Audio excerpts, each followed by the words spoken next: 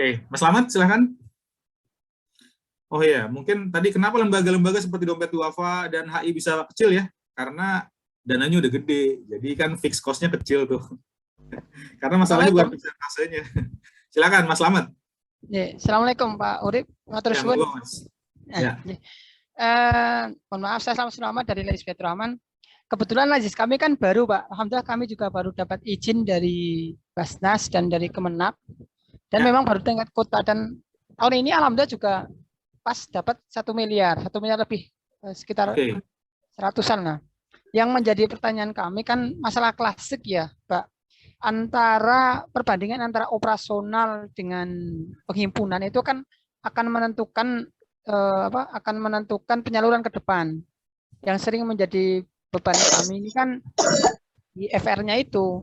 Kami ada ide yang terkaitan beberapa sosialisasi dan program-program ke depan itu kami program-program operasional kami masukkan ke program penyaluran Pak Urip. Ya. Seperti misalnya sosialisasi ke memakai ustadz, majelis taklim dan sebagainya kita masukkan dalam program dakwah. Kalau seperti itu kira-kira dalam perhitungan keuangan itu diperbolehkan atau tidak?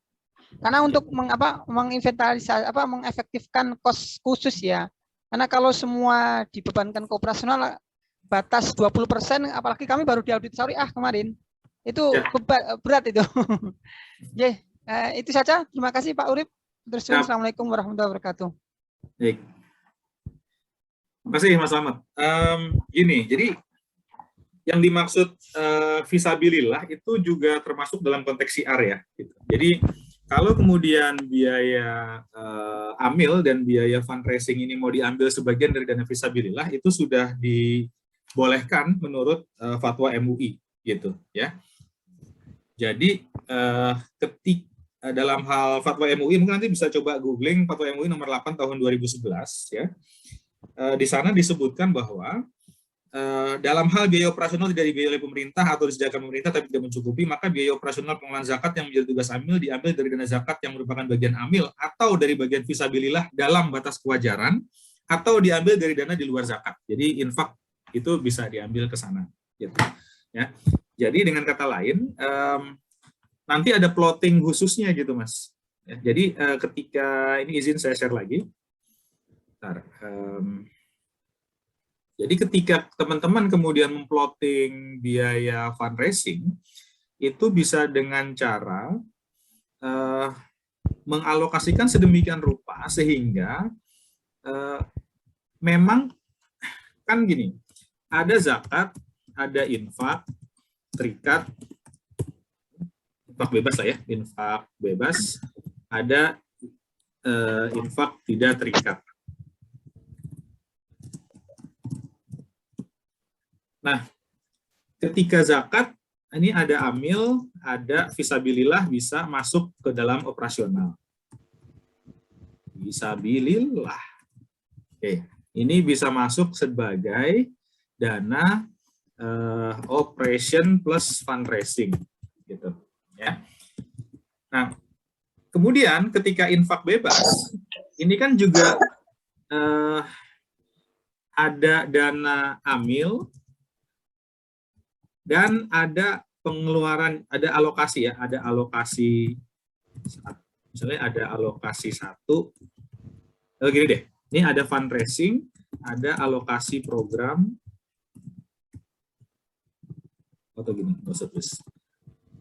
Ada program 1 plus program 2 plus program PN lah, gitu.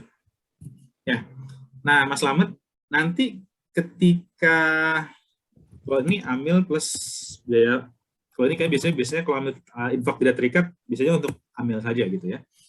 Nah, sebenarnya ketika teman-teman nanti memanfaatkan dana infak bebas ya, sebelum dia dialokasikan ke dalam program, itu masih dimungkinkan alokasi untuk siar dioptimalkan dulu terhadap pemenuhan kebutuhannya. Infak bebas itu kan dia rigid ya, nggak seperti zakat yang sebaiknya ada asnaf-asnafnya gitu. Jadi infak bebas ini menjadi tempat yang paling memungkinkan untuk menutupi beberapa kebutuhan yang kurang ketika mengalokasikan dana untuk fundraising gitu ya. Jadi misalnya katakanlah sebagai contoh ya, ini ada dana 8 juta, di sini 8 juta juga. Maka sebenarnya kemudian ini bisa untuk amil plus fisabilillah, kita punya dana fundraising 2 juta, dana amil 2 juta ya. Sorry, ini zakat ya, zakat 8 juta dan infak bebas 8 juta.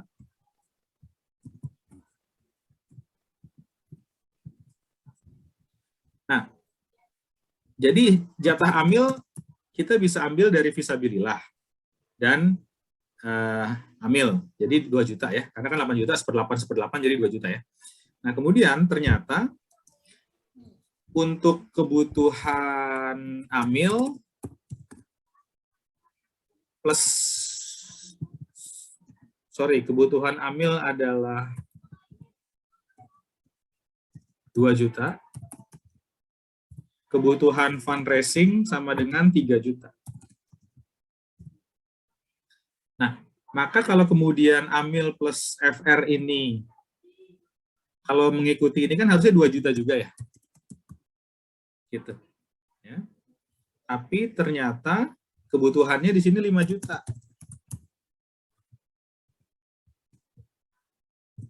Maka dari infak bebas tambahin saja 1 juta lagi, jadi 3 juta.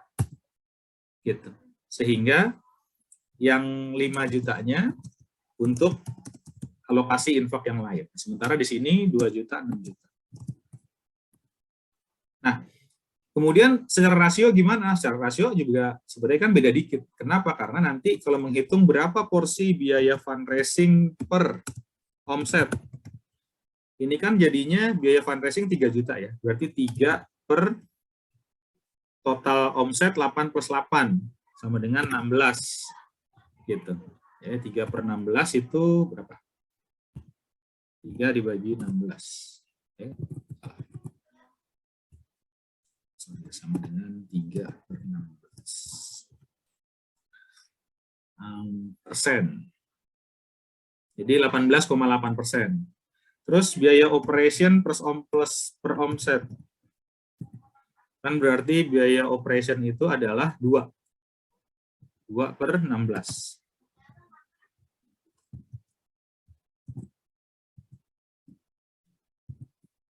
12,5 gitu. Terus kemudian biaya alokasi penyaluran per penghimpunan. Ya. Ini kan dikurangi, nih, berarti ini kan ada sisanya 6 di zakat, sisanya 5 di infak, berarti totalnya 11. 11 per 16.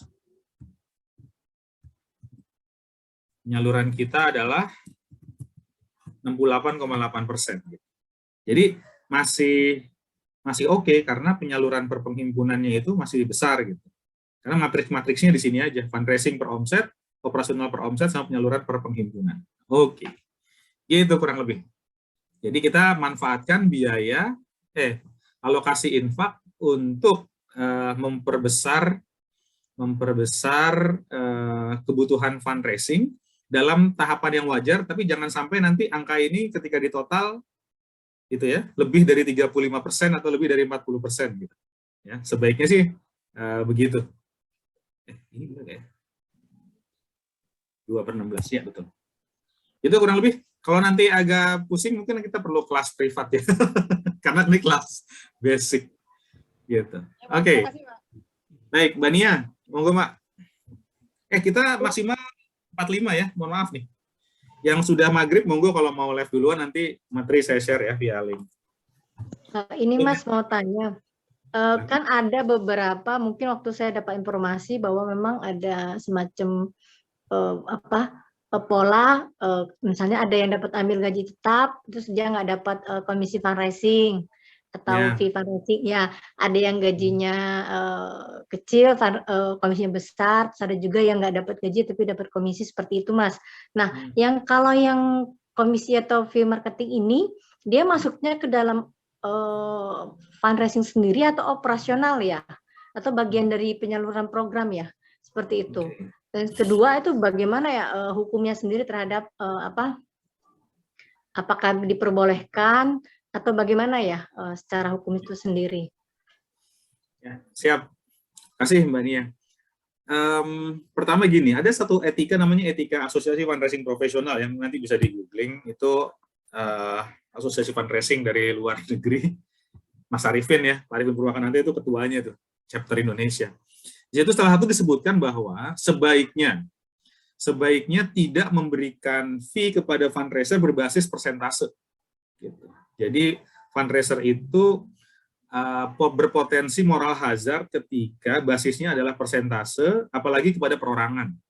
Gitu. Jadi yang benar adalah fundraiser itu perlu bekerja berbasis pendapatan tetap bulanan, dan kalaupun dia ada bonus, maka bonusnya itu berbasis kelipatan atas gajinya gitu, ya, sekian persen. Jadi tidak maksudnya gajinya naik sekian kali, 2 kali dan seterusnya, atau mungkin perhitungannya tertentu gitu ya. Tapi sehingga dia punya basic salary. Tapi itu sebaiknya. Karena kalau kata harus, tentu kan tergantung konteks masing-masing. Setahu saya beberapa lembaga yang lokal gitu ya, menggunakan pakem tim pemungut sedekah gitu ya, atau koordinator apa sih namanya? Jungut ya, tim juru pungut gitu. Juru pungut sedekah gitu. Dan itu sifatnya kerelawanan. Jadi langsung aja pokoknya tiap dapat 10% diberikan gitu atas penghimpunan. Ya tentu kontekstualnya berbeda ya. Tapi dalam konteks asosiasi fundraising profesional ini sebaiknya tidak memberikan persentase atas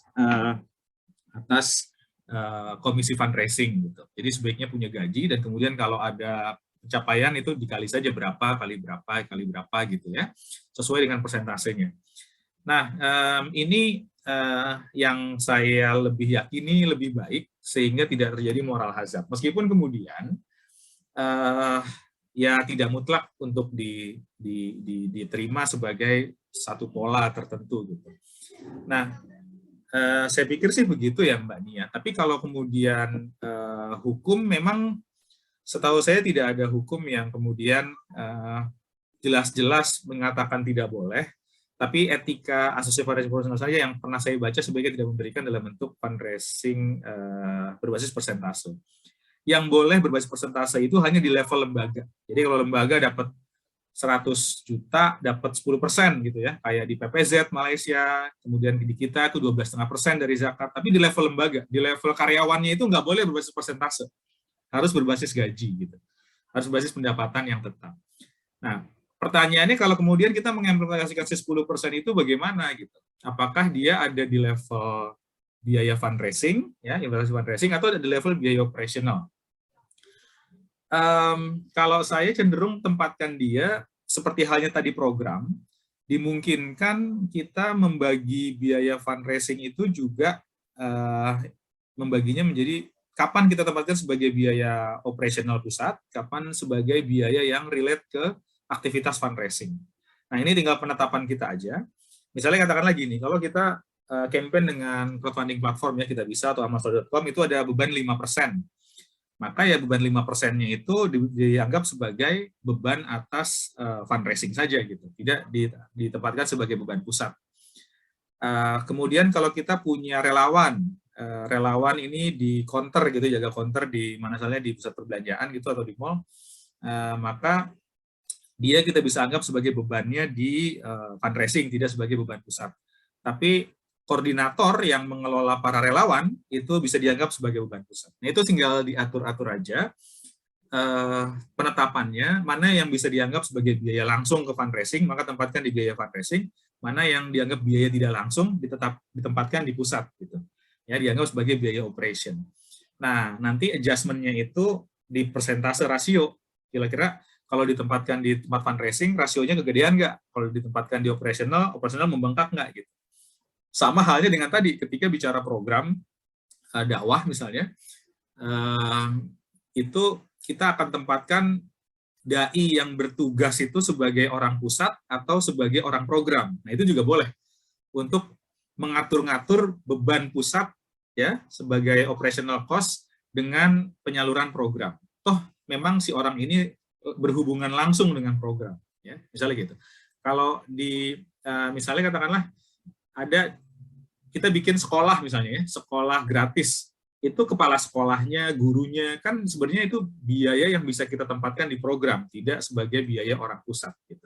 Ya, karena kalau kita kasih beasiswa dia untuk sekolah, tanpa kita bikinkan sekolah gratisnya, ya kan ketika kita berikan SPP beasiswa, dia juga bayar kepala sekolah di sekolah itu, dia juga bayar guru di sekolah itu, biaya operasional di sekolah itu.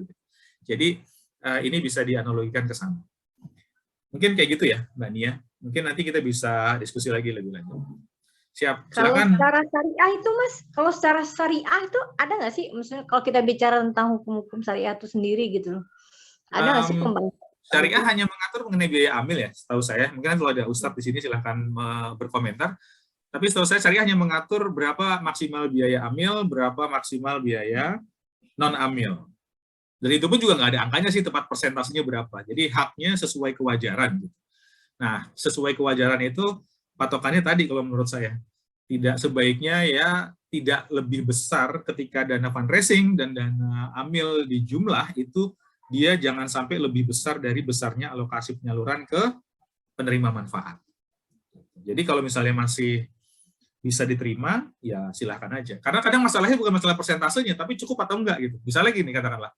Karena lembaganya baru, terpaksa harus mengeluarkan alokasi 49% untuk operasional dan fundraising, dan hanya 51% buat penyaluran ke penerima manfaat.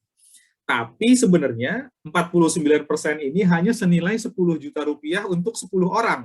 Gitu. Jadi masing-masing cuma dapat 1 juta rupiah di bawah UMR. Ya itu memang konteksnya masih lembaga baru gitu. Tapi kalau kemudian dia sudah dapat 10 miliar, orangnya juga hanya 10 orang, kemudian dia masih 49%, dengan kata lain 4 miliar 900 juta itu untuk operasional dan fundraising, sementara buat penyaluran hanya 5,1 miliar, dan orangnya juga 10, dan gara-gara 10 itu kemudian gajinya bisa setara gajinya karyawan OJK atau karyawan Pertamina, nah itu yang nggak etis. Karena 49% ini kan persentase ya, bukan angkanya. Jadi kontekstualnya seperti itu sih, Mbak Nia. Ya. Jadi konteks etika, kepantasan, dan juga panduan syariahnya di sana. Paham ya maksudnya? Iya, Mas. Ya, oke. Kasih, Mas. Oke. Ya, mungkin coba pertahankan di 70-30 dulu lah untuk bisa kita atur fundraising plus operation gitu. Ya, kalau nggak bisa ya 65-35, kalau belum bisa lagi 60-40, kalau belum bisa lagi 55-45 gitu. Tapi sedapat mungkin ya setidaknya ya antara 80-20 sampai 60-40 lah range yang bisa kita maklumi ya, sesuai konteks lembaganya masing-masing.